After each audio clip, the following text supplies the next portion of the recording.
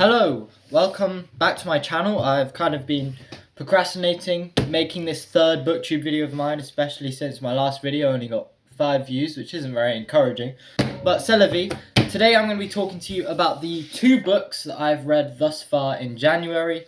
I do believe I will finish a third book, which is Slouching Towards Bethlehem. I've got like 70 pages left of that book, and what? 3 days left of January. 70 pages, 3 days, I can do that. But the 2 books that I'm talking about today are Kurt Vonnegut's Mother Night and Don DeLillo's White Noise. Now, because I've procrastinated making this video for so long, I have basically no notes for what I'm going to say. And I'm kind of, I'm just going to wing it, which you can probably tell because I'm still in school uniform and such. So, the first book that we will talk about is Mother Night by Kurt Vonnegut.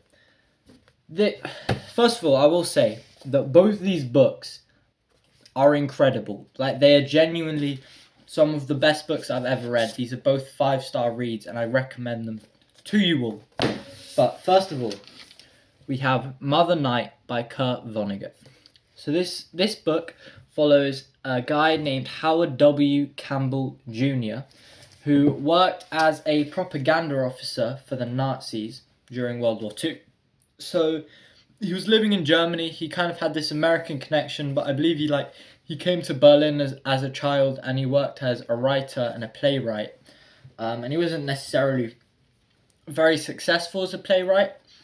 But when war came, he joined on to the Nazis as a propagandist, and he made all these illustrious speeches on the radio, which was broadcast all the way around the world, and it was kind of the Nazi voice in the West. So if you're tuned into some Nazi radio station in the US or the UK, for example, you would be hearing Howard W. Campbell Jr. And essentially, he was really, really good at being a Nazi. But the thing is, this whole time, he was a spy for the Americans. Now, he wasn't necessarily a spy in the traditional sense. Just one day, he was strolling around the parks. This is before the war, and this American starts talking to him, and he's like, "Look, here's what's gonna happen, man. You're gonna become this crazy Nazi propagandist, whether you like it or not, and you're gonna be an American spy." And then, Howard W. Campbell Jr. is like, I actually don't think that's gonna happen. But the spy guy, the American dude, is like, okay, sure. You don't think that's gonna happen? That's alright. You'll make your decision. So he never sees that guy again for a while. I won't spoil the book, but for a while. But he does obviously become a spy. And this whole book is written as the confessions of Howard W. Campbell Jr. So it is written in first-person perspectives as kind of a memoir of Howard W. Campbell Jr.'s life. And he is writing from a prison cell in, I believe, in Jerusalem, on trial for the murder of 6 million Jews. So he's in Israel on trial for being a Nazi, and at some time he bumps into Adolf Eichmann, who is there on trial at the same time as him in 1961, I believe, and he's on trial there, and he's discussing everything, and basically this whole time you're thinking, so this guy was a crazy Nazi. We meet some kind of American Nazis, some far right, people who I guess we consider kind of regular in America today, but crazy Nazi guys, and they're basically saying all these crazy things, and Howard W. Campbell Jr. is sitting there saying, I would think that this was crazy if I didn't make up that story in 1941 on a radio broadcast. So he's kind of influenced this whole generation of Nazis who end up taking care of him midway through this book. But, okay, so what I'll say is, this book, the entire time, you're just thinking, so is this guy actually guilty? This guy has a conscience. He knows that everything that he did during the war was wrong. And he knows that he was this kind of lunatic, basically, and that he helped to kill 6 million Jews. He helped to kill 6 million Jews, but he was also an American spy at the same time. So he helped to stop the war, and he helped to stop the Nazis. and basically you just, the whole time you're wondering, is this guy actually guilty? And the end, well, on the back of the book it says, Vonnegut turns black and white into a chilling shade of grey with a verdict that will haunt us all. And that is the truth. That is the truth. The end of the book is kind of crazy. The verdict that is made. There's a key thing that happens at the end, and then another key thing that happens. So I just recommend you read this book. Kurt Vonnegut is amazing. It's literally a book about the Holocaust, but it's ridiculously funny. And that's just, only Kurt Vonnegut could do that. This is the second Kurt Vonnegut book I've read. The first one is propping up the camera right now, and that's Cat's Cradle, which is just one of my, I think is my favourite book ever, Cat's Cradle, to be honest. This is up there. Okay, next up, talking about up there with some of my favourite books. January has been crazy, and Slouchy Towards Bethlehem is going ridiculously well as well. But Don DeLillo, okay, hold on, I'm just going to take off my tie. Okay, we're back. So, Don DeLillo. This is the first ever Don DeLillo book that I've read. It's White Noise. I believe this is kind of the book that I think kind of broke Don DeLillo out into the literary scene as this genius author, basically. All of his previous books, they sound really interesting. I was reading Don DeLillo's Wikipedia page like months ago. Well, not months ago, a month ago now, in a hotel room. Well, actually, more than a month ago. Anyway, I was reading Don DeLillo's Wikipedia page, and the descriptions of his early books are absolutely crazy. Like, quarterbacks who go insane, like, these dogs, which are... Anyway, this book is kind of no different. It's largely plotless. So, it follows this guy called Jack Gladney, who is a professor of Hitler studies. So, I guess there's a link in my reading here. But he's a professor of Hitler studies, which is this fake field of study, and he teaches this. Well, he's the pioneer of Hitler studies at this fake liberal arts college in Middle America, and the college is called College on the Hill. And I believe the town is called Blackwell. It's not called Blackstone. That's a private equity firm. Yeah, it's Blackwell. And we follow kind of his regular American upper middle class life with his family, his wife Babette, his very strange children. One of his kids is called Heinrich. There's Debbie. Yeah, Debbie. There's Steffi. I mean, they're just... I say it's like kind of a normal life, and it is. They just kind of go through the day-to-day routines. This book is split into 3 parts. There's part 1, which is waves and radiation, and that part is a huge amount of the book. That part is... Nope. This is very riveting content. That book is basically a third of the book, over a third of the book, and around 108 pages. And that is literally just their life. It's literally just their kids talking about some weird stuff.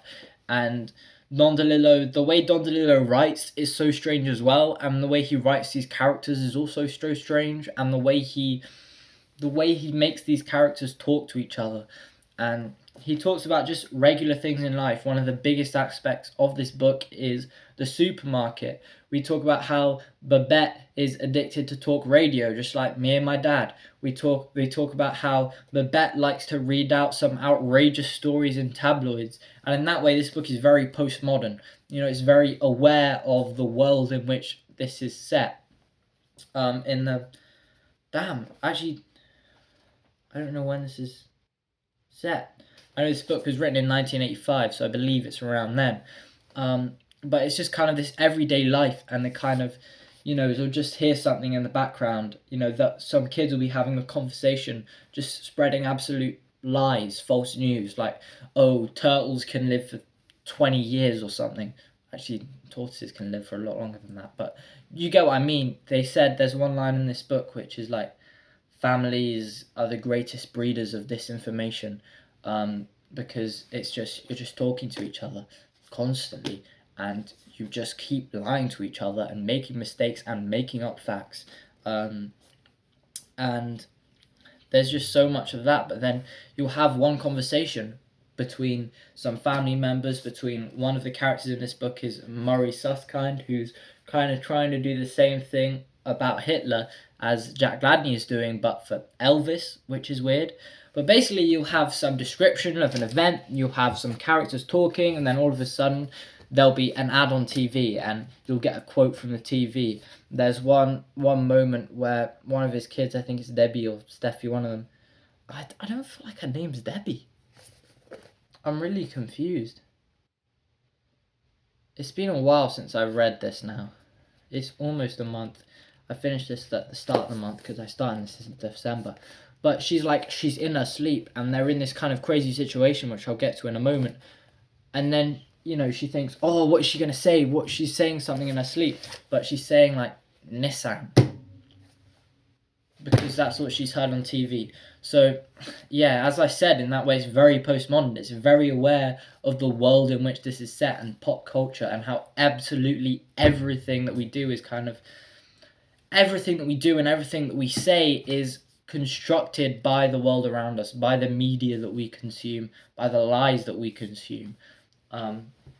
So White Noise is very aware of that, and I mean the name of the book is literally White Noise, right? This white noise that comes to us from every direction. God knows what Don Delillo thinks of the smartphone. I mean that's some ultra white noise right there. I mean it's outrageous. Anyway, so about 100 pages in, a plot appears. And this plot is that there's an airborne toxic event in the town of Blackwell. A train or something crashes into a truck and there's this huge spillage, and originally it's just kind of this weird black cloud in the distance.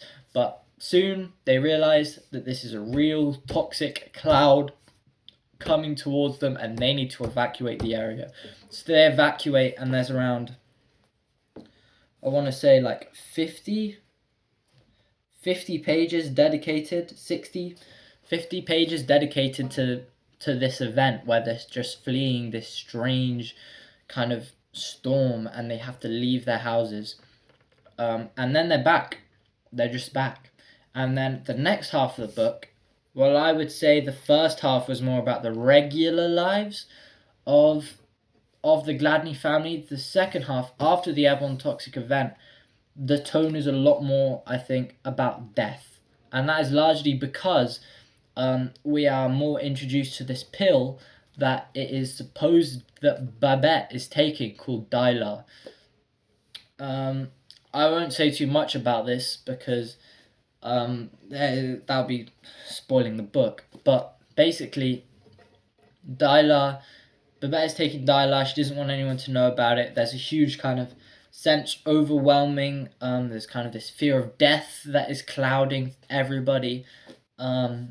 And I mean, I think the last line, or the most famous line from the book, or the last line of the book is, "The cults of the famous and the dead." And that is really just what this book is about. It's about the cults and the famous of the dead and how that kind of influences our lives. I mean, if you, like, two of the main characters in this book, Jack Gladney and Murray Suskind, are studying Hitler and Elvis. The cults of the famous and the dead. The fact that Babette is always reading out these tabloids, the cults of the famous and the dead. And there's also something really important through the supermarket and how this is kind of a haven, kind of a capitalist haven for these people, and how that's just kind of the place where they go all the time, this kind of uniformity around their life through the supermarket, which is weird because I don't go to the supermarket very often. My dad likes to cook on a whim, so we do not do a big shop like the Gladneys. But that's besides the point. Essentially, this book is amazing. I would love to say more about it, or write about it. I was supposed to have written Substack essays, articles about each of these books, and then film separate reviews about each of these books, and then direct you to my Substack to read the reviews of each of these books. But that has not happened because I am a serial procrastinator. So I apologize to absolutely nobody because nobody wanted to see that anyway. But the point is, I absolutely love both these books. These are both 5-star books. You should read these. I mean, they're both so funny as well. Kurt Vonnegut is obviously on a different level of funny, but Don DeLillo's prose, I would say, is on a different level to Kurt Vonnegut. I do still think that Kurt Vonnegut is my favourite author, even though I've only read 2 of his books. But Don DeLillo, I need to read some more Don DeLillo. And also the flop of this book. That's amazing. And so I've been thinking about getting Libra. Also Underworld, some of his earlier books, as I've said, look awesome. For Kurt Vonnegut, obviously I've read Cat's Cradle, and I was reading this on the overground going to my uncle's house from school, and a guy he just talked to me. So the overground is one of the trains. You know, we have the underground in London. Basically the overground is like that, but it's kind of like a commuter system. So I had to go to deepest South London to go visit my uncle and aunts. That's why I was on the overground. And this guy, you know, American, because God forbid someone from London would never come up to you and talk to you. I would never do that. That would be very concerning. And I was very concerned when this guy tried to talk to me. But basically, he talked to me for a while about Kurt Vonnegut. He said Cat's Cradle was his best. He was really confused that I hadn't read Slaughterhouse 5. My dad is really confused about why I haven't read Slaughterhouse 5. So I guess I just have to read Slaughterhouse 5. I've also got, what's it called? Sirens of Titan that I half read. And for some reason I'm scared of reading, but if you think I should read Sirens of Titan, please let me know. Because I'm really confused by it, and I don't know why I haven't read it, and why I left it half read, and I've read it all summer. Anyway, this video is getting too long. You've all clicked off now, so subscribe. I hope you like my thoughts on these books. Read these books. If you have any book recommendations for me, then leave them down below. What books have you read in January? I don't know. I'm interested. Okay, goodbye. Subscribe. Thank you.